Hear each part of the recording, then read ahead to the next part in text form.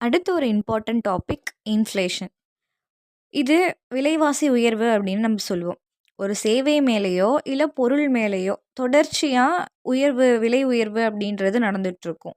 இதனால என்ன ஆகும்னா, பணத்தோட மதிப்பு அப்படின்றது குறையும். இப்போ ரூ. 100க்கு 10 ஆப்பிள் இவ்வளோ நாள் வாங்கிட்டு இருந்தீங்க அப்படின்னா, இன்ஃப்ளேஷன் நடந்துட்டுருக்கு. அதனால ரூ. 100க்கு இனிமே 5 ஆப்பிள் தான் வாங்க முடியுன்ற நிலைமை ஏற்படும்.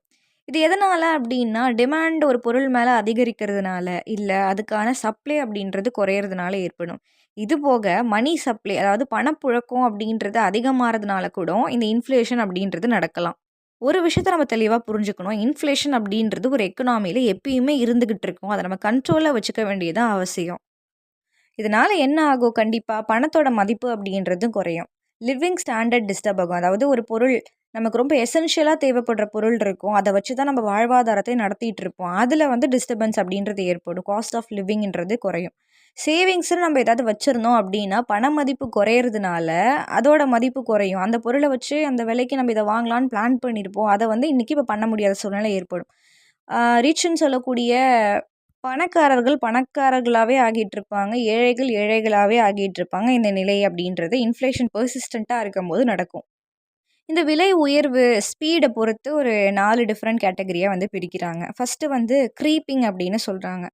இது ரொம்ப பொறுமையான ஒரு ஸ்டெடி பிரைஸ் ரைஸா இருந்துட்டுருக்கும். ஒரு வருஷத்துக்கு 1லேருந்து 3% வரைக்கும் வந்து இன்க்ரீஸ் ஆகியிருக்கும். இது நார்மல் தான். இப்போ ரூ. 100க்கு வித்துட்டுருக்க ஒரு பொருள் அப்டின்னா, அது வந்து 1 இயர் கழிச்சு ரூ. 103க்கு விக்குதுன்னு வச்சுப்போமே. அத வந்து நம்ம க்ரீப்பிங் இன்ஃப்ளேஷன் அப்டின்னு சொல்லலாம். ஒரு ஆம மாதிரி. அடுத்து வாக்கிங் இன்ஃப்ளேஷன். இது வந்து 3லேருந்து ஒரு 10% வரைக்கும் வருஷத்துக்கு இன்க்ரீஸ் ஆகக்கூடியல ஒரு இன்ஃப்ளேஷன் லெவல். இது மேனேஜபிள் தான். இப்போ இந்த வெஜிடபிள்ஸ், பெட்ரோலலாம் விலைவாசி அதிகரிக்குது இல்லையா? அந்த மாதிரியா நம்ம சொல்லலாம். ரன்னிங் இன்ஃப்ளேஷன் அடுத்து. அது வந்து பார்த்தோம்னா, ஒரு 10லேருந்து 20% இது ரொம்ப வேகமா நகரக்கூடியது தான். இன்னைக்கு ரூ. 100 இருக்குன்றது 1 இயர் கழிச்சு ரூ. 130 ஆகியிருக்கும். இது ரொம்ப பெரிய பிரைஸ் லெவல் தான் ஓரளவுக்கு. சில மந்த்ஸ்ல இது வந்து நடக்கும் அப்படின்றத நம்ம தெரிஞ்சுக்கணும். பீப்பிள்ஸ் இப்போ தான் விலை உயர்வ பத்தி அவேர்னஸ் வந்து நெறைய பொருள் வாங்கணும் அப்படின்னு சொல்லி ரஷ் பண்ணுவாங்க. அடுத்து கேலப்பிங். இது எக்ஸ்ட்ரீம் பிரைஸ் லெவல். ஒரு டெய்லி பேசிஸ்ல, ஹார்லி பேசிஸ்ல கூட பிரைஸ் லெவல் அப்படின்றது இன்க்ரீஸ் ஆகும். இதான் 1920ஸ் டைம்ல வந்து ஜிம்பாப்வேல நடந்துச்சு. பிரைஸ் லெவல் அப்படின்றது ஒரு சில நாட்கள்லயே டபுள் த லெவல் ஆயிடுச்சு. அதான் சொல்லியிருக்காங்க 3714% வந்து இன்க்ரீஸ் ஆகியிருக்கு ஏப்ரல் 2007ல அப்படின்ற மாதிரி. இந்த சிச்சுவேஷன்ல மணி வேல்யூ அப்படின்றது மொத்தமாவே கொலாப்ஸ் ஆகிரும். இப்போ ரீசென்ட்டா கூட நம்ம ஸ்ரீலங்கால பார்த்தோம். இதுதான் நம்ம கேலப்பிங் இன்ஃப்ளேஷன் அப்படின்னு சொல்றாங்க. ரொம்ப எசென்ஷியல் ப்ராடக்ட்ஸ் எல்லாம் அதிகமான விலையில விக்கிறாங்க அப்படின்றத நம்ம பார்த்துருப்போம். அடுத்து demand pull inflation. Goods and services அதுக்கு மேல டிமாண்ட் அதிகமாகும்போது, அதாவது இருக்கிற அவைலபிலிட்டிய மீறி அதுக்கான டிமாண்ட் அதிகமாகும்போது, பிரைஸ் அப்படின்றது அதிகமாகும். ஏன்? பீப்பிள்க்கு இன்கம் அப்படின்றது, அதாவது சேலரி, வருமானம் அப்படின்றது அதிகமாகும்போது, அவங்க என்ன பண்ணுவாங்கன்னா, அதிகமா வந்து டிமாண்ட் பண்ணுவாங்க பொருள. அதேபோல கவர்மெண்ட்ஸ் வந்து ஸ்பெண்டிங் அதிகப்படுத்தும்போது, அவங்களோட சேவைகளுக்காக ஸ்பெண்டிங் அதிகப்படுத்தும்போது, இது மாதிரி டிமாண்ட் புல் ஏற்படும். அதேபோல லோன்ஸ் நெறைய குடுக்க ஆரம்பிக்கும்போது, பொருள நெறைய பேர் வாங்கணும்னு சொல்லி டிமாண்ட் பண்ணுவாங்க. அப்போ இந்த டிமாண்ட் புல் இன்ஃப்ளேஷன் அப்படின்றது நடக்கும். அடுத்து காஸ்ட் புஷ். காஸ்ட் புஷ் அப்டின்னா என்னன்னா, புரொடக்ஷன் ஃபேக்டர்ஸ்ன்னு சொல்லக்கூடிய ஒரு இண்டஸ்ட்ரி இருக்காங்க. அவங்களுக்கு ரா மெட்டீரியல்ஸ் இருக்கு அப்டின்னா, அந்த ரா மெட்டீரியல்ஸ் மீதான விலைவாசி அப்டின்றது அதிகமாகும்போது, புரொடியூசர் என்ன பண்ணுவாங்க, அந்த புரொடியூஸ் ஆகுற அந்த கம்ப்ளீட் ப்ராடக்ட்டுக்கான பிரைஸ அதிகப்படுத்துவாங்க. இப்போ பெட்ரோல் விலை அதிகமாயிடுச்சு அப்டின்னா, இந்த டிக்கெட் காஸ்ட்டு அப்டின்றது அதிகமாகும். அதான். இது ரா மெட்டீரியல் மீதான பொருள் விலை அதனால அதிகமாகலாம். இல்லையா, அந்த பொருளோட சப்ளை அப்படின்றதே கம்மியாகும்போது, அப்ப கூட இந்த காஸ்ட் புஷ் அப்படின்றது நடக்கும். அடுத்த கான்செப்ட் வேஜ் பிரைஸ் ஸ்பைரல். பொருளோட விலை அப்படின்றது உயரும். கூலியும் மாறி மாதிரி அதுக்கேத்த மாரி புஷ் ஆகும். அதாவது வேஜ் அப்படின்றது. பெட்ரோல் விலை அதிகமாகுதுன்னு வச்சுப்போம். அப்ப டிரான்ஸ்போர்ட் காஸ்ட், டிக்கெட் காஸ்ட் அப்படின்றது கண்டிப்பா அதிகமாகும். அங்க அதில டிராவல் பண்ற ஒரு கம்பெனி எக்ஸோட ஊழியருக்கு சேலரி அப்படின்றத அவர் அதிகமா டிமாண்ட் பண்ணி உங்க கம்பெனியில கேட்பாரு. அப்ப அந்த கம்பெனி என்ன பண்ணும்? அதிகமான பொருள ப்ரொடியூஸ் பண்ணும். அந்த பொருளோட விலைய அதிகப்படுத்தும். இது அப்படியே லூப்ல போயிட்டே இருக்கும். இத தான் வேஜ் பிரைஸ் ஸ்பைரல் அப்படின்னு சொல்றாங்க. அடுத்து சில டைப் ஆஃப் இன்ஃப்ளேஷன்ஸ் குடுத்துருக்காங்க. Currency inflation. கரன்சி இன்ஃப்ளேஷன் அப்டின்னா, மணி சப்ளை அதிகமாறதுனால ஏற்படுற விலைவாசி உயர்வ நம்ம கரன்சி இன்ஃப்ளேஷன்னு சொல்றோம். அடுத்து கிரெடிட் இன்ஃப்ளேஷன். அதாவது பேங்க்ஸ் அதிகமா லோன்ஸ் குடுக்கறதுனால, அட்வான்ஸஸ் குடுக்கறதுனால ஏற்படுற விலைவாசி உயர்வு. அடுத்து டெஃபிசிட் இன்டியூஸ்டு இன்ஃப்ளேஷன். அதாவது பணப்புழக்கம் பணம் அப்படின்றது அதிகமா இல்லாத பட்சத்தில் நெறைய பிரிண்ட் பண்ணுவாங்க. அப்ப அது மூலமா ஏற்படுற இன்ஃப்ளேஷன் அப்படின்னு சொல்றாங்க. ப்ராஃபிட் இன்டியூஸ்ட் அப்படின்னும்போது ஒரு பிசினஸ் இருக்காங்க. நெறைய ப்ராஃபிட் ஏர்ன் பண்ணணும்னு நெனைக்கிறாங்க அப்படின்னா, அவங்க உற்பத்தி பண்ற பொருள் மேல அதிகமான விலைய வந்து ஆர்ட்டிஃபிஷியலா இன்டியூஸ் பண்ணுவாங்க. அப்ப அத வந்து பிரைஸ் இன்டியூஸ்ட் இன்ஃப்ளேஷன்னு சொல்றாங்க. பொருள் பத்தாம போம்போது, சப்ளை குறையும்போது, அதாவது பொருளோட புரொடக்ஷன் இல்ல அந்த பொருள வந்து பதுக்கி விக்கிறாங்க, ஹோர்டிங் பண்றாங்க, இல்ல பிளாக் மார்க்கெட்ல அத விக்கிறாங்க அப்டின்னும்போது, அந்த மாரி சிச்சுவேஷன் ஹேண்டில் பண்ற மாரியான இன்ஃப்ளேஷன நம்ம வந்து ஸ்கேர்சிட்டி இன்டியூஸ்டு இன்ஃப்ளேஷன் அப்டின்னு சொல்றோம். இது வெனிசுலால 2018ல நடந்திருக்கு அப்டின்றத நம்ம நோட் பண்ணணும். அடுத்து டாக்ஸ்டு இன்டியூஸ்டு இன்ஃப்ளேஷன். இது இன்டைரக்ட் டாக்ஸஸ நம்ம அதிகப்படுத்தும்போது, ஜிஎஸ்டி அதிகப்படுத்துறதுனால நம்ம ஆகுது இல்லையா? அத நம்ம டாக்ஸ்டு இன்டியூஸ்டு இன்ஃப்ளேஷன்னு சொல்றோம். இது duty, excise duty, sales tax இதனால நடக்கலாம். டாக்ஸ்ஃப்ளேஷன் இத நம்ப சுருக்கி சொல்லலாம். சரி, இப்ப இந்த இன்ஃப்ளேஷன எப்படி மெஷர் பண்றாங்க அப்படின்னு தெரியணும். இந்தியாவ பொறுத்தவரைக்கும் நம்ம 2 யூஸ் பண்றோம். ஹோல்சேல் பிரைஸ் இண்டெக்ஸ், அப்புறம் கன்சியூமர் பிரைஸ் இண்டெக்ஸ் அப்படின்னு சொல்லி. ஹோல்சேல் பிரைஸ் இண்டெக்ஸ பொறுத்தவரைக்கும் நம்ம அதுக்கு பேஸ் இயர் ஒண்ண செட் பண்றோம். 2011 டூ 2012ன்னு சொல்லி. அத வச்சு இப்போ இருக்க விலை அப்படின்றத பார்ப்போம். இது யார் பண்றாங்க அப்படின்னா, ministry of commerce and industries release பண்ணுவாங்க. ஓகேவா? ஹோல்சேல்ல விக்கிற பொருள் அப்படின்னு இருக்கும் இல்லையா? லைக் பிஸ்னஸ் டு பிஸ்னஸ் பெரிய சூப்பர் மார்க்கெட் மாதிரி, இல்ல ஃபேக்ட்ரிஸ் மாரி, அங்க போற பல்க் கூட்ஸ் மேல ஏற்படுற பொருள் விலை உயர்வு அப்படின்னு நம்ம எடுத்துக்கலாம். இங்க இப்ப என்ன நடக்கும் அப்படின்னா, நம்மள மாரி கன்சியூமர்ஸ வந்து அத கன்சியூம் பண்றதுக்கு முன்னாடி, அங்கேயே மார்க்கெட்லயே அது வந்து எந்த அளவுக்கு விலை அதிகமாயிருக்கு அப்படின்றத கவர்மெண்ட் செக் பண்ணி, இன்ஃப்ளேஷன அனலைஸ் பண்ணுவாங்க. ஸோ, ஒரு பெரிய கடையில அத போய் குடுக்கும்போது, அந்த பொருளோட விலைன்றது அதிகமாச்சு அப்டின்னா, WPA ஹோல்சேல் பிரைஸ் இண்டெக்ஸ் அப்டின்றது அதிகமாகும். அங்க பிரைஸ் கம்மியானா WPI குறையும். இதுல சில ஆர்டிகிள்ஸ் இருக்கு. அதாவது பொருட்கள் இருக்கு. பிரைமரி ஆர்டிகிள்ஸ்னு சொல்லக்கூடிய food, minerals, fuel, power and manufactured ப்ராடக்ட்ன்னு சொல்லக்கூடியது, கிளாத்ஸு அந்த மாதிரி எல்லாம் வந்து இதுக்குள்ள அடங்கும். கன்சியூமர் பிரைஸ் இண்டெக்ஸ பொறுத்தவரைக்கும், இத வந்து ministry of statistics and programme implementation தான் ரிலீஸ் பண்ணுவாங்க. இதுக்கு பேஸ் இயர்ன்னும்போது 2012ல வச்சிருக்காங்க. இதுல என்னென்னலாம் வரும்னு பார்த்தோம்னா, ஃபுட்டு, பீவரேஜஸு, கிளாத்ஸு, ஃபுட்வேர்ஸு, ஃபியூவல், லைட்டிங்ஸு இதெல்லாம் வந்து இதுல வரும். இது போக இதர செலவுகள்னு பார்க்கும்போது, எஜுகேஷன்ல, ஹெல்த்ல, டிரான்ஸ்போர்ட்ல குடுக்கக்கூடிய செலவுகள். இதுக்குள்ள இம்போர்ட் ஆன ப்ராடக்ட்ஸோட விலையும் அடங்கும் அப்படின்றத நம்ம தெரிஞ்சுக்கணும். இது நம்ம வாங்குற டே டு டே ப்ராடக்ட்ஸ் இருக்கு இல்லையா? அது மீதான ஆவரேஜ் பிரைஸ் சேஞ்ச தான் நம்ம வந்து நோட் பண்ணுவோம். அதாவது ரீட்டெயில் பிரைஸஸ பத்தி சொல்றாங்க. அடுத்த ஒரு குட்டி கான்செப்ட் பிலிப்ஸ் கர்வ்னு சொல்லி, இது வந்து இன்ஃப்ளேஷனையும், அன்எம்ப்ளாய்மென்ட்டையும் ரிலேட் பண்ணக்கூடிய ஒரு ரிலேஷன். அதாவது இன்ஃப்ளேஷன் அப்படின்றது உயரும்போது, அன்எம்ப்ளாய்மென்ட் அப்படின்றது குறையும். இன்வெர்ஸ்லி ப்ரொபோர்ஷனல் அப்படின்ற மாரி எடுத்துக்கலாம். இதே சமயத்தில இன்ஃப்ளேஷன் அதிகமாகும்போது ஜிடிபியும் அதிகமாகும் அப்படின்றத நம்ம வந்து நேஷனல் இன்கம் கான்செப்ட்ல பார்க்குறது. லாங் ரன்ல இது போல இன்ஃப்ளேஷன் அதிகமானா, அன்எம்ப்ளாய்மென்ட் ரேட் வந்து கம்மியாகுமான்னு கேட்டா கண்டிப்பா கிடையாது. ஏதோ ஒரு பாயிண்ட்ல அந்த அன்எம்ப்ளாய்மென்ட் ரேட்டுன்றது அதிகமாகறதுக்கு சான்சஸ் இருக்கு. அததான் நம்ம ஸ்டாக்ஃப்ளேஷன் அப்படின்ற மாதிரி சொல்றோம். பிலிப்ஸ் கர்வ் என்ன சொல்லுது அப்படின்னா, இப்ப கவர்மெண்ட் வந்து மணி சப்ளை அதிகப்படுத்துறாங்கன்னு வச்சுப்போம். அப்ப மக்கள் என்ன பண்ணுவாங்க? பொருள வந்து அதிகமா வாங்கணும்னு சொல்லி அது மேல ஸ்பெண்ட் பண்ணுவாங்க. அப்ப பிசினஸ் என்ன பண்ணணும்? அந்த பொருள அதிகமா உற்பத்தி பண்ணணும் அப்படின்னு சொல்லி பண்ணுவாங்க. உற்பத்தி பண்ணணும்னா ஆப்வியஸ்லி நெறைய பேர வந்து நம்ம ரெக்ரூட் பண்ணணும். லேபர்ஸா போடணும்னு சொல்லி ரெக்ரூட் பண்ணுவாங்க. அப்ப வேலைவாய்ப்பு அப்படின்றது அதிகமாகும். இதுதான் அவங்க சொல்றாங்க.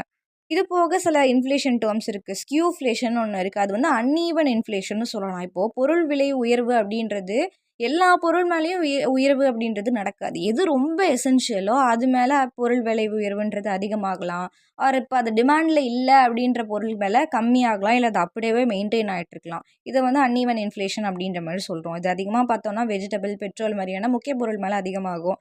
எலக்ட்ரானிக், கிளாத்ஸ் இதெல்லாம் நம்ம எப்பயாவது தான் வாங்குறோம் அப்படின்ற டைம்ல அதுலலாம் வந்து பிரைஸ் ஸ்டேபிளா இருக்கும். இல்லன்னா கொஞ்சம் குறையும் அந்த மாரி இருக்கும்.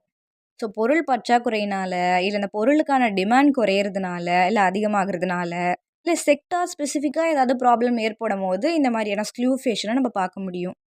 அடுத்து டிஸ்இன்ஃப்ளேஷன். அதாவது இன்ஃப்ளேஷன் அப்படின்றது விலைவாசி உயர்வுன்றது இருந்துகிட்டே தான் இருக்கும். ஆனா, நேத்திய விட இன்னைக்கு கம்மியா இருக்கு. ஒரு போன வருஷத்த விட இந்த வருஷம் கம்மியா இருக்கு அப்படின்னும்போது, அது டிஸ்இன்ஃப்ளேஷன் அப்படின்ற மாரி சொல்லுவோம். லாஸ்ட் இயர் 10% ஆகிட்டு இருந்திருக்கு அப்படின்னா, இந்த வருஷம் ஒரு 5லேருந்து 6% இருக்கு அப்படின்னா, இந்த மாரியான சிச்சுவேஷன் நம்ம டிஸ்இன்ஃப்ளேஷன் அப்படின்ற மாரி சொல்றோம். இது எப்போ நடக்கும் அப்படின்னா, கவர்மெண்ட் வந்து மணி சப்ளைய குறைக்கிறாங்க அப்படின்னா, அப்போ நடக்கும். அதேபோல பேங்க் வந்து அவங்களோட அதாவது பேங்க்ட்ட வந்து ஆர்பிஐ அவங்களோட இன்ட்ரெஸ்ட் ரேட்ட வந்து அதிகப்படுத்துறாங்க அப்படின்னா, அப்பயும் இந்த டிஸ்இன்ஃப்ளேஷன் அப்படின்றது நடக்கும். பொருள் வாங்குறோம், அதுக்கான டிமாண்ட் குறையும்போதும் இது வந்து நடக்கும். அடுத்து ஒண்ணு இருக்கு டீஃப்ளேஷன்னு சொல்லி. டீஃப்ளேஷன் அப்படின்றது இன்ஃப்ளேஷனுக்கு அப்படியே ஆப்போசிட். பிரைஸ்ன்றது சுத்தமா குறைய ஆரம்பிக்கும். லாஸ்ட் இயர் வந்து ரூ. 20க்கு ஒரு ஆப்பிள் வாங்கிட்டு இருக்கேன் அப்படின்னா, இந்த இயர் வந்து நான் ரூ. 5க்கு அந்த ஆப்பிள வாங்க முடியுன்ற சிச்சுவேஷன நம்ம இத சொல்றோம். இது ஏன் நடக்கும்? ஆப்பிளோட அவைலபிலிட்டி அப்படின்றது நெறைய இருக்குன்ற பட்சத்தில், அப்ப பீப்பிள்ஸ் வந்து ஆப்பிளே வாங்காம விட்டுட்டா அப்ப நடக்கும். ஆர் விற்பனை பண்றது, அதாவது உற்பத்தி பண்றது அப்படின்றது நெறைய நடக்குது அப்படின்னும்போது, இந்த மாரி டீஃப்ளேஷன்ஸ் நடக்கும். இதில யார் பாதிக்கப்படுவா அப்படின்னா, அந்த பிசினஸ் பண்றாங்கல்ல, உற்பத்தி பண்றாங்கல்ல, அவங்க தான் பாதிக்கப்படுவாங்க. அடுத்து காசஸ் ஆஃப் இன்ஃப்ளேஷன். ஏன் இன்ஃப்ளேஷன் ஏற்படுதுன்னு பார்க்கும்போது, கண்டிப்பா மணி சப்ளை அதிகமாகும்போது, எக்கனாமில பணப்புழக்கம் அதிகமாகும்போது, கண்டிப்பா இந்த விலைவாசி உயர்வுன்றது அதிகமாகும். மக்கள் அதிகமான வருமானம் வாங்குறாங்க. அவங்க கிட்ட இன்கம் இருக்கு. அத வச்சு அவங்க பொருள் அதிகமா வாங்குவாங்க அப்டின்னும்போது, கண்டிப்பா பொருளோட டிமாண்ட் அப்டின்றது அதிகமாகும். அப்போ விலைவாசி உயர்வு அப்டின்றதும் அதிகமாகும். ஸோ, இதனால நேஷனல் இன்கம் இன்க்ரீஸ் ஆறதுக்கான சான்சஸ் இருக்கு அப்டின்றத நம்ம தெரிஞ்சுக்கணும்.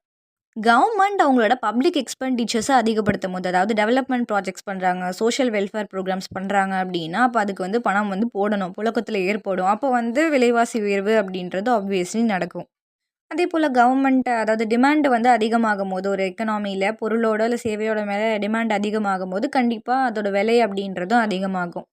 இப்போ சீப் மணி பாலிசி அப்படின்னா என்ன அப்படின்னா, எக்கனாமி வந்து கொஞ்சம் ஸ்லோ டவுனா இருக்கு அப்படின்ற பட்சத்தில் அத பூஸ்ட் பண்ணி ஆகணும். அப்ப மணி சப்ளைவ அதிகப்படுத்தி ஆகணும் கரெக்ட்டா? அதுக்கு என்ன பண்ணுவாங்க, பேங்க்கா இருக்காங்கன்னா அவங்க லோன்ஸ் குடுப்பாங்க. வட்டி ரேட்ட கம்மி பண்ணி, இன்ட்ரெஸ்ட் ரேட்ட கம்மி பண்ணி குடுக்கும்போது நெறைய லோன்ஸ் வாங்குவாங்க. மணி சப்ளை அதிகமாகும். அதனால இன்ஃப்ளேஷன் ஏற்படும். அத தான் இங்க வந்து சொல்றாங்க. டெஃபிசிட் ஃபினான்சிங்னா பணத்தோட அளவு அப்படின்றது கம்மியாகும்போது என்ன பண்ணுவாங்க, அவங்க நெறைய கடன் வாங்குவாங்க கவர்மெண்ட்ஸ் கிட்டேருந்து. அப்படி அதாவது பேங்க்ஸ் கிட்டேருந்து, வேற ஏதாவது கண்ட்ரீஸ் கிட்டேருந்து. அது மூலமா பணப்புழக்கம் அதிகமாகும். இல்லையா, கரன்சி நோட்ஸ புதுசாவே பிரிண்ட் பண்ணும்போது, அப்பயும் மணி சப்ளை அப்படின்றது எக்கனாமில அதிகமாயிட்டே இருக்கும். ஸோ, அப்ப அங்கேயும் டிமாண்ட், சப்ளை அப்படின்றது வந்து கொஞ்சம் ஏற்ற இறக்கத்துல இருந்துட்டுருக்கும். இன்ஃப்ளேஷன்றது இருக்கும். அண்ட் அதே போல ஒரு முக்கியமான கல்பிரிட்னா black money, corruption, tax evasion அப்படின்னு சொல்லக்கூடியது. இதனால என்ன ஆகும் அப்படின்னா, கணக்குல காட்டாத பணம் அப்படின்றது அதிகமான லெவல்ல எக்கனாமில இருக்கும்போது, ஆப்வியஸ்லி மணி சப்ளைன்றது இருந்துட்டு இருக்கும். ஸோ, இன்ஃப்ளேஷன்றது நடக்கும். அதேபோல முக்கியமானது நம்ம எக்ஸ்போர்ட்ஸ் அதிகப்படுத்தும்போது என்ன ஆகும்னா, டொமஸ்டிக்கா நம்ம ஊருக்கு தேவையான பொருட்கள் அப்படின்றது கொஞ்சம் கொஞ்சமா குறைய ஆரம்பிக்கும் இல்லையா? அப்ப அந்த என்ன ஆகும், இருக்க பொருளுக்கு விலைய அதிகப்படுத்துவாங்க. அதனால இன்ஃப்ளேஷன் அப்படின்றது ஏற்படும். கவர்மெண்ட் வந்து கடன் வாங்கியிருக்காங்க. ஏதோ ஒரு இதுக்காக, ஸ்கீம்க்காக அப்படின்னு வச்சுப்போமே. அப்ப அந்த கடன திருப்பி குடுக்கும்போது என்ன ஆகும்? அந்த கடன் பணம் அப்படின்றது எக்கனாமிக்குள்ள திருப்பி போகும். மணி சப்ளை அப்படின்றது அதிகமாகும். அப்பயும் இந்த டிமாண்ட் சப்ளை கிராஷ்ன்றது நடக்கும். இன்ஃப்ளேஷன் அப்படின்றது அதிகமாகும். சரி, இப்போ இது வந்து புரொடக்ஷன்லயும், டிஸ்ட்ரிபியூஷன்லயும் எந்த மாதிரியான தாக்கத்த ஏற்படுத்திருக்கு அப்படின்றத பார்க்கணும். டிஸ்ட்ரிபியூஷன் லெவல்ல பார்க்கும்போது, அதாவது இன்கமோ இல்ல வெல்த்தோ டிஸ்ட்ரிபியூட் ஆகுது. அப்ப எந்த மாதிரியான பீப்பிள்ஸ் எந்த மாரி இந்த இன்ஃப்ளேஷனால பாதிக்கப்படுறாங்கன்னு பார்க்கணும். முதல்ல கிரெடிட்டர்ஸ் அண்ட் டெபிட்டர்ஸ் அதாவது அஃபெக்ட் ஆகுறவங்க, பெனிஃபிட் ஆகுறவங்க யாரு அப்படின்றத பார்க்கணும். அதாவது கடன் வாங்குறவங்க இதுல வந்து பாதிப்படைய மாட்டாங்க. கடன் குடுக்குறாங்கல்ல, அவங்க தான் பாதிப்படைவாங்க. ஏன் அப்டின்னா, கடன திருப்பி குடுக்கும்போது, கடன் வாங்குனவங்க இருக்காங்க இல்லையா? அவங்க குடுக்குற பணம் அப்படின்றது அதோட மதிப்ப இழந்திருக்கும். அதாவது மணி வேல்யூ குறைஞ்சிருக்கும் அதனால. அதேபோல ஃபிக்ஸ்டு இன்கம் குரூப்ஸ்ன்னு சொல்லக்கூடிய மாத சம்பளம் அந்த மாரி வாங்குறவங்களுக்கு பார்த்தோம் அப்டின்னா, அவங்க ஏதாவது சேவ் பண்ணி வைக்கிறாங்கன்னு வச்சுப்போமே. விலைவாசி உயர்வு அப்படின்றதுனால, அவங்க வச்சிருக்க பணத்தோட மதிப்பு அப்படின்றது குறைய ஆரம்பிச்சுரும். ஸோ, அதனால அவங்க பாதிக்கப்படுவாங்க. ஆன்ட்ரப்ரனர்ஸ்க்கும் அதே மாரி தான். அவங்க ஒரு பிசினஸ் பீப்பிளா இருக்கட்டும், இல்ல ஒரு ட்ரேடரா இருக்கட்டும், மேனுஃபேக்சரா இருக்கட்டும், அவங்களுக்கு பார்த்தோன்னா விண்ட்ஃபால் கெயின்ஸ் தான் இருக்கும். அதாவது ஒரு நேரம் அதிகப்படியான வளர்ச்சி இருக்கும், டக்குன்னு நடக்கும். ஒரு நேரம் ரொம்ப கம்மியா இருக்கும். அந்த மாரியான ஃப்ளக்சுவேஷன்ஸ் அவங்களுக்கு இருக்கும். அதேபோல இன்வெஸ்ட்மெண்ட்ஸ பொறுத்தவரைக்கும் ஈக்விட்டி ஷேர்ஸ் எல்லாம் இருக்கும்ல. இந்த மியூச்சுவல் ஃபண்ட்ஸ், கோல்ட்ஸு இது மாதிரிலாம் போடுறவங்களுக்கு வந்து கெயின்ஸ் தான். ஏன்னா இன்ட்ரெஸ்ட் ரேட் அப்படின்றது அதிகப்படியா இருக்கும் அப்படின்றதுனால. இப்போ பாண்டுல போட்டிருந்தாங்க அப்படின்னா, அது ஃபிக்ஸ்டு இன்ட்ரெஸ்ட் ரேட்டா இருக்கும் பட்சத்தில் கண்டிப்பா அது நமக்கு லாஸ் தான். அதேபோல விவசாயிகளா இருக்கும் பட்சத்தில் அவங்களுக்கும் இது கெயின்ஸ் தான். அக்ரிகல்ச்சர் ப்ராடக்ட்ஸ் அப்படின்னும்போது, அதுல விலைவாசி உயருது அப்படின்னும்போது அது அவங்களுக்கு லாபம் தான் இல்லையா? கடன் குடுக்குறவங்க அப்படின்னும்போது, லெண்டிங் இன்ஸ்டிடியூஷன்ஸ்ன்னு பார்க்கும்போது, அவங்க அவங்களோட இன்ட்ரெஸ்ட் ரேட்ட அடிக்கடி மாத்திட்டே இருக்கும்போது, அது அவங்களுக்கு கொஞ்சம் கஷ்டமா தான் இருக்கும் இல்லையா? அப்போ வந்து அவங்களுக்கு இது வந்து டைரக்ட்டாவே பாதிக்கும். திடீர்னு ஒரு பொருளோட டிமாண்ட் அப்படின்றது அதிகமாகும்போது என்ன ஆகும் அப்படின்னா, சப்ளை ஒரு மாடரேட் லெவல்ல இருந்துட்டுருக்கு. கம்மியா தான் இருந்துட்டுருக்கு அந்த பொருள் மேலன்னும்போது என்ன பண்ண முடியும்? வேற வழியே இல்லாம அந்த பொருள் மேல பிரைஸ் அப்படின்றத அதிகப்படுத்துவாங்க. அப்ப அத வாங்கக்கூடிய சாமானிய மக்கள் அதுல வந்து பாதிக்கப்படுவாங்க. இன்ஃப்ளேஷன் நடக்கும்போது கண்டிப்பா பணத்த சேவ் பண்ணி வைக்கிறது அப்படின்றது ஒரு நல்ல விஷயமா இருக்காது. ஏன்னா, சேவ் பண்ணி வச்ச பணம் இன்னைக்கு இருக்க பணம் நாளைக்கு வந்து விலைவாசி உயர்வுனால அதோட மதிப்பு அப்படின்றது கண்டிப்பா இழந்துரும். டாக்ஸ் பேயர்ஸ் வந்து இதனால ரொம்பவே பாதிக்கப்படுவாங்க. ஜிஎஸ்டி இதனால தான் நம்ம வந்து ரொம்ப கஷ்டப்படுத்துறோம். கஷ்டப்படுத்துது அப்படின்ற மாரி சொல்றோம். பொருள் விலை அதிகமாக, அதிகமாக அதுக்கான டாக்ஸ் ரேட்டும் அதிகமாக, அதிகமாக ஆனா இன்க்ரீஸ் ஆகுதே ஒழிய, அந்த பொருள் விலை அதுக்கேத்த மாரி இன்க்ரீஸ் ஆகிட்டே இருக்குன்னும்போது, கவர்மெண்ட்டுக்கு அதனால அந்த டாக்ஸ் ரெவென்யூன்றது சிக்னிஃபிகன்ட்டா அதிகமாகியிருக்குமான்னு கேட்டா, ஆகியிருக்காதுன்றது தான் உண்ம. இந்த புரொடக்ஷன் சைட்லயும் அதான் சொல்றாங்க. சேவிங்ஸ்ன்னு நம்ம பண்ணி வச்சோம்னா, அது கண்டிப்பா வந்து யூஸ்லெஸ் ஆகுறதுக்கு சான்சஸ் இருக்கு. பண மதிப்பு குறைய குறைய ஏதாவது ஃபாரின் கேபிட்டல் இன்வெஸ்ட்மென்ட் நடந்துருந்துச்சு இந்தியால அப்டின்னா, அது ஏதோ ஒரு கண்ட்ரில அப்டின்னா, அதுவும் டிப்ரிஷியேட் ஆக ஆரம்பிக்கும். இன்வெஸ்ட்மென்ட்ஸ் அப்டின்னும்போது எதுல இன்வெஸ்ட் பண்றாங்களோ, அதுக்கேத்த மாதிரி இன்ஃப்ளேஷன்னால பிசினஸ் ரிஸ்க் அப்டின்றது நடக்கும். பதுக்கல்கள் நெறைய நடக்கும். ஏன்னா எசென்ஷியல் கூட்ஸ் அப்டின்னம்போது, ரொம்ப அவங்களுக்கு தேவையானவங்க, அவங்களோட ஃப்ரெண்ட்ஸ் ஆஃப் ஃப்ரெண்ட்ஸ் அப்டின்னு குடுக்கணும். அவங்க அத வச்சு தனியா பிசினஸ் பண்ணணும் அப்டின்னும்போது, ட்ரேடர்ஸ் என்ன பண்ணுவாங்க அப்டின்னா, தனியா அத பதுக்கி வைப்பாங்க. அப்போ அதனால பிரைஸ் ரைஸ் அப்டின்றது அதிகமாகும். இதனால கன்சியூமர்ஸ் அப்டின்றவங்க பாதிக்கப்படுவாங்க. இல்லையா, ஆர்ட்டிஃபிஷியலா பிரைஸ் ரைஸ் பண்ணுவாங்க. பிசினஸ்ல ப்ராஃபிட் அதிகப்படுத்தணும் அப்டின்றதுனால. ஸ்பெகுலேட்டிவ் ஆக்டிவிட்டீஸ் அப்டின்னும்போது, உடனே எங்க வந்து பணம் அதிகமா சம்பாரிக்கலாம் அப்டின்ற மாதிரியான மீன்ஸ்ல வந்து மக்கள் வந்து இறங்குவாங்க. அது ப்ரொடக்டிவா இருக்கா, இல்லையான்றத கூட நோட்டீஸ் பண்ண மாட்டாங்க. அப்போ அங்க இன்ஃப்ளேஷன் அப்டின்றது நடக்கும். இப்போ இத எப்படி கண்ட்ரோல் பண்றாங்க அப்டின்னா, நெறைய விஷயங்கள் பண்றாங்க. மானிட்டரி பாலிசிஸ் அப்டின்னு சொல்லக்கூடிய பணவியல் கொள்கைய இத வந்து யார் பண்ணுவா? பேங்க்ஸ் வந்து பண்ணுவாங்க. அவங்களோட மானிட்டரி இன்ஸ்ட்ருமெண்ட்ஸ்ன்னு சொல்லக்கூடிய சிஆர்ஆர், எஸ்எல்ஆர், ரெப்போ ரேட் இதெல்லாம் வந்து அட்ஜஸ்ட் பண்ணுவாங்க. அப்ப என்ன நடக்கும்? மணி சப்ளை அப்டின்றது அட்ஜஸ்ட் ஆகும். நமக்கு தெரியணும், money supply and interest rate 2மே வந்து டைரக்ட்லி ப்ரொபோர்ஷனல். மணி சப்ளை அதிகமானா, இன்ட்ரெஸ்ட் ரேட் அதிகமாகும். அப்ப இன்ஃப்ளேஷனும் அதிகமாகும். ஆர்பிஐ அவங்களோட ஆக்ட்ட வந்து 2016ல வந்து அமெண்ட் பண்ணி, இன்ஃப்ளேஷன் டார்கெட்டிங் அப்படின்ற கான்செப்ட்ட கொண்டு வந்தாங்க. அதான் நம்ம சொல்லியிருக்கோம். இன்ஃப்ளேஷன் அப்படின்றது எப்பயுமே எக்கனாமில இருந்துகிட்டே இருக்க ஒரு கான்செப்ட். அப்ப அத வந்து நம்ம பேலன்ஸ் பண்றது தான் முக்கியம். ஒரு 4%லேருந்து ஒரு -2% வரைக்கும் நம்ம வந்து அது வந்து வைக்கணும். சிபிஐ பொறுத்து அப்படின்ற மாதிரி மானிட்டரி பாலிசி கமிட்டி வந்து முடிவு பண்ணாங்க அப்படின்றத நம்ம தெரிஞ்சுக்கணும். அடுத்து ஃபிஸ்கல் மெஷர்ஸ் அதாவது நிதி கொள்கை. இத யாரு பண்ணுவான்னா, கவர்மெண்ட் கண்ட்ரோல் பண்ணுவாங்க. அவங்களோட டாக்ஸ் ரெவென்யூவோ இல்ல முன்னவே சொன்ன மாரி இந்த பப்ளிக் எக்ஸ்பெண்டிச்சர்ஸ் சொல்லக்கூடிய ரெயில்வேஸ், ரோல்வேஸ்லலாம் போடுறதுல வந்து அவங்க வந்து கண்ட்ரோல் பண்ணுவாங்க, அட்ஜஸ்ட் பண்ணுவாங்க. எக்கனாமி ஸ்லோ ஆனா கவர்மெண்ட் என்ன பண்ணுவாங்க, இன்ஃப்ராஸ்ட்ரக்சர் ப்ராடக்ட்ல போய் அவங்களோட பணத்த வந்து போடுவாங்க. இல்லையா, அந்த ரைஸு, பெட்ரோல் மாதிரியான முக்கிய பொருள் மேல என்ன ஆகும், வரி அப்படின்றது அதிகமா போடுவாங்க. ஜிஎஸ்டி மாதிரி வச்சுப்போமே. அப்ப என்ன ஆகும், ரெவென்யூ அப்படின்றது அதிகமாகும். ஸ்லோ டவுன் ஆகியிருந்த அந்த எக்கனாமி என்ன ஆகும், பூம் ஆகும். இது போக கவர்மெண்ட் டைரக்ட்டா பிரைஸ் கண்ட்ரோல் ஆக்ஷன்ஸ் எல்லாம் எடுப்பாங்க. இப்போ உதாரணத்துக்கு சொல்லணும்னா, கவர்மெண்ட் பண்ணது ட்ரக் பிரைஸ் கண்ட்ரோல் ஆர்டர் அப்படின்னு ஒண்ணு போட்டிருக்காங்க. இது எதுக்காகன்னா, பார்மசூட்டிகல்ஸ் ப்ராடக்ட்ஸ் இருக்கு இல்லையா? ட்ரக்ஸ் அதாவது மெடிசின்ஸ், டேப்லெட்ஸ் மாதிரி. இதுல வந்து பிரைஸ் ரெகுலேஷன் அப்படின்றத பண்ணணும் அப்படின்ற மாரி சொல்லியிருக்காங்க. அதேபோல 1955ல வந்து எசென்ஷியல் கமாடிட்டீஸ் ஆக்ட் போட்டிருக்காங்க. அதுல வந்து எசென்ஷியல் ப்ராடக்ட்ஸ்ன்னு சொல்லக்கூடிய பொருட்கள ஃபேர் சப்ளையும் பண்ணணும், ஃபேர் பிரைஸும் இருக்கணும்னு சொல்லி அவங்க சொல்லியிருக்காங்க. அதேபோல ஆர்ட்டிஃபிஷியலா பிரைஸ் ரைஸ் பண்ணாலோ, இல்ல ஹர்டிங்ன்னு சொல்லக்கூடிய பதுக்கல் பண்ணாலோ, அத வந்து கண்ட்ரோல் பண்ணணும் அப்படின்றதுக்காக, அதுவும் எசென்ஷியல் ப்ராடக்ட்ஸ்க்கு. Prevention of black marketing and maintenance of supplies and of essential commodities ஆக்ட்ன்னு சொல்லி 1980ஸ்ல போட்டிருக்காங்க. அதேபோல டொமஸ்டிக் மார்க்கெட்ல பொருள் சப்ளை கரெக்ட்டா இருக்கா?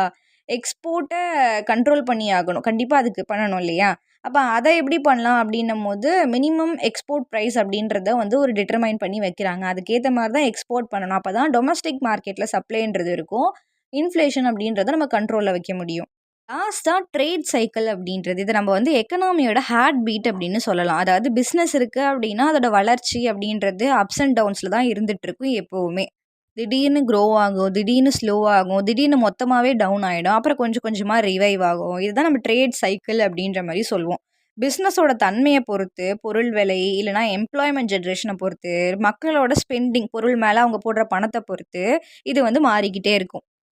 இப்போ எக்கனாமி பூம் ஆகுது அப்படின்னு வச்சுக்கிட்டோம் அப்படின்னா, அதிகமான பிசினஸ் குரோத் அப்படின்றது இருக்கு. அவங்க என்ன பண்ணுவாங்க, புரொடக்ஷன அதிகமா படுத்துவாங்க. அதுக்கப்புறம் அதுக்கு லேபர் அதிகமா தேவைப்படுவாங்க. அப்ப அதுக்கான எம்ப்ளாய்மென்ட் அப்படின்றது அதிகமா நடக்கும். வருமானம் அப்படின்றது அதிகமாகும். அத வச்சு பொருள்லாம் நெறைய பேர் வாங்குவாங்க. அப்ப என்ன நடக்கும், பொருளோட விலை அப்படின்றது அதிகமாகும். ரெசெஷன் அப்படின்னும்போது இந்த இடத்துல குரோத் வந்து கொஞ்சம் கம்மியாக ஆரம்பிக்கும். பிசினஸோட புரொடக்ஷன் அப்படின்றது கொஞ்சம் அதோட டிமாண்ட வந்து இழக்க ஆரம்பிக்கும். இப்போ ஒரு பால் இருக்குன்னா, அந்த பாலோட டிமாண்ட் வந்து கொஞ்சம் கொஞ்சமா குறைய ஆரம்பிக்கும். டிமாண்ட் குறைஞ்சிச்சுனாலே அதோட விற்பனை அப்படின்றது குறையும். அப்ப அது மூலமா வர லாபம் அப்படின்றது குறையும். அப்போ அந்த பிசினஸ் மேல இன்வெஸ்ட்மென்ட் பண்றவங்க இருப்பாங்கல்ல, அவங்க வந்து அந்த இன்வெஸ்ட்மென்ட்ட குறைக்க ஆரம்பிச்சுருவாங்க. அடுத்த முக்கியமான ஸ்டேஜ் வந்து டிப்ரஷன் அப்படின்னு சொல்லுவோம். இங்க புரொடக்ஷனும் இருக்காது. அதனால வருமானம், இன்கம் அப்படின்றதும் சுத்தமா போயிடும். மொத்தமாவே அந்த சைக்கிள்ன்றது கொலாப்ஸ் ஆயிடும். வேலை இல்லாம போகும். இந்த ஸ்டேஜ் தான் நம்ம வந்து டீஃப்ளேஷன் அப்படின்னு சொல்றோம். பொருளோட விலைன்றது மொத்தமா கம்மியாயிடும். அடுத்து ரெக்கவரி. இப்போ இவ்ளோ பிரச்சனை ஆயிப்போச்சு. இனிமே இதுலேருந்து கொஞ்சம் கொஞ்சமா குரோத்த வந்து அந்த ஒரு பிசினஸ் வந்து பார்க்க ஆரம்பிக்கும். கொஞ்சம் கொஞ்சமா மில்க் புரொடக்ஷன் அப்படின்றது நடக்கும். அத வந்து நெறைய பேர் வாங்க ஸ்டார்ட் பண்ணுவாங்க. அதோட உற்பத்தி அதனால அதிகப்படுத்துவாங்க.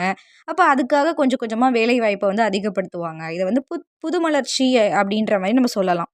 ஸோ பூம் ஆகணும் ஒரு எக்கனாமி அப்படின்னா என்ன பண்ணுவாங்க அப்படின்னா, அதாவது சேலரீஸ் வந்து அதிகமா குடுப்பாங்க. எம்ப்ளாய்மென்ட் நெறையா நடக்கும். அது மூலமா வருமானம் அப்படின்றது நெறையா நடக்கும். இன்ட்ரெஸ்ட் ரேட்ட கண்டிப்பா அதிகப்படுத்துவாங்க. அதுக்கு பேங்க்ஸ் அதுக்கு நெறைய லோன்ஸ் குடுப்பாங்க. இதெல்லாம் வந்து நடக்கும். டிப்ரஷன் டைம்ல என்ன நடக்கும், எந்த ஒரு பிசினஸும் லாஸ்ல போயிட்டாங்க அப்படின்ற மாரி நம்ம எடுத்துக்கலாம். அது ரொம்ப எக்ஸ்ட்ரீம் லோ பாயிண்ட்ட நம்ம வந்து ட்ரஃப் அப்படின்ற மாதிரி சொல்றோம். கீனஸ் அதான் சொல்றாரு. இப்போ ஒரு எக்கனாமி ரொம்ப மோசமான டிப்ரஷன் லெவல்ல போயிடுச்சு அப்டின்னா, என்ன பண்ணி ஆகணும்? வேற வழியே இல்ல. கவர்மெண்ட் தான் அதுக்காக ஸ்பெண்ட் பண்ணணும் அப்டின்ற மாரி சொல்றாரு. அப்பதான் அவங்க வந்து ரெக்கவர் ஆவாங்க அப்டின்ற மாதிரி. ரெக்கவரி அப்டின்னும்போது கண்டிப்பா ஏதாவது ஒண்ணு புதுசா பண்ணியாகணும். ஒரு இன்னோவேட்டா ஏதாவது பண்ணுவாங்க. இல்ல இன்வெஸ்ட்மென்ட் அதிகப்படுத்துவாங்க. இல்ல கவர்மெண்ட் அது மேல அதிகமான எக்ஸ்பெண்டிச்சர்ஸ் வந்து போடுவாங்க அப்டின்றத தான் அவங்க சொல்றாங்க. கவர்மெண்ட் பண்றத வந்து ஆட்டோனாமஸ் இன்வெஸ்ட்மென்ட் அப்டின்ற மாரி. கவர்மெண்ட்டே மொத்தமா பார்த்துக்கிறதுனால அவ்வளோதான்.